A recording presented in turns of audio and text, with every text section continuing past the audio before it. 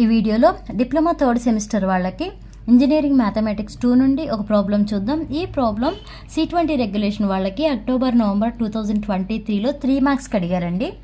Solve dy/dx equal to e power x minus y. Okay, ఇక్కడ మనకి e power x minus వైని ఎలా రాసుకోవచ్చు? మనకి e power x by e power y ఉందనుకోండి, దీన్ని ఎలా రాస్తాం మనం? e power x minus y అనే రాస్తాం కదా. ఇప్పుడు ఇదే ఫార్ములా ఇక్కడ అప్లై చేయండి. అంటే dy/dx ఈక్వల్ టు ఈ e power x minus y ప్లేస్లో ఏం రాసుకోవచ్చు అండి? e power x by e power y అని రాసుకోవచ్చు. ఇప్పుడు క్రాస్ మల్టిప్లై చేయండి. క్రాస్ మల్టిప్లై చేస్తే ఏమవుతుంది? e power y into dy equal to e power x into dx. Okay, apply integration on both sides. Integration అనేది రెండు వైపులా అప్లై చేయండి. Okay, apply integration on both sides. Okay, integration apply చేస్తే ఏమవుతుంది? Integral EY into DY equal to integral e power x into dx.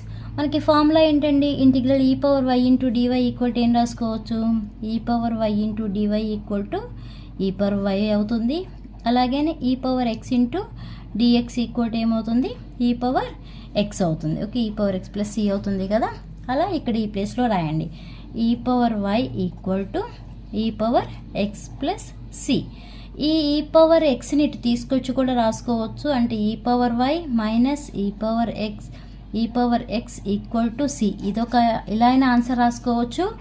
లేదు అంటే only వైని ఇటు ఉంచేసి, అంటే ఇక్కడ స్టెప్ అనమాట, y ఈక్వల్ టు ఈ అటు వెళ్తే ఏమవుతుందండి? లోగరిథం అవుతుంది కదా. లోగరిథం ఆఫ్ ఈఎక్స్ ప్లస్ సి ఇలా అయినా రాసుకోవచ్చు. ఓకే, ఇప్పుడు మనకి ఏం చెప్పారు? ఈ పవర్ ఎక్స్ మైనస్ వై కదా. సేమ్ మోడల్ ఈ పవర్ ఎక్స్ ప్లస్ వై ఇస్తే ఎలా చేయాలో చూద్దామండి. మనకి ఈ పవర్ ఎక్స్ ప్లస్ వై అంటే ఎలా తీసుకోవాలి?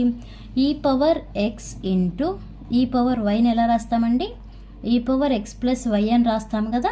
సేమ్ ఇక్కడ ఈ పవర్ ఎక్స్ ప్లస్ వై ప్లేస్లో ఈ పవర్ ఎక్స్ ఇంటూ ఈ పవర్ వై అని రాయండి. అంటే ఏం రాసుకోవచ్చు? dy/dx equal to e power x into ఈ పవర్ వై.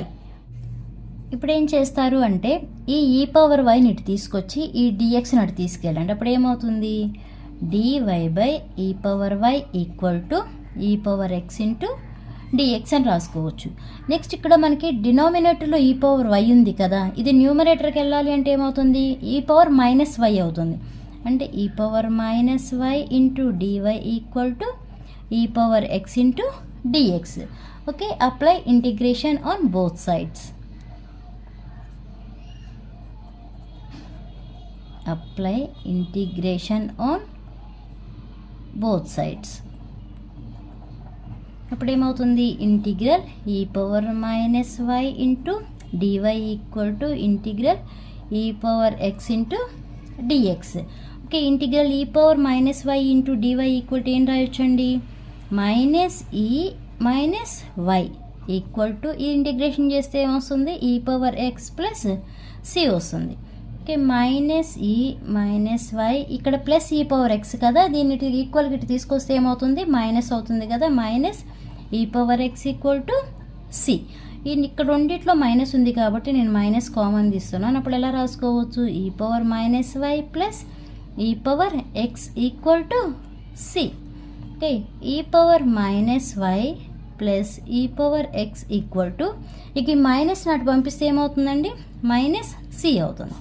ఓకే, ఇది ఆన్సర్. అర్థమైతే లైక్ చేయండి, షేర్ చేయండి, అలానే సబ్స్క్రైబ్ చేయండి. Thanks for watching.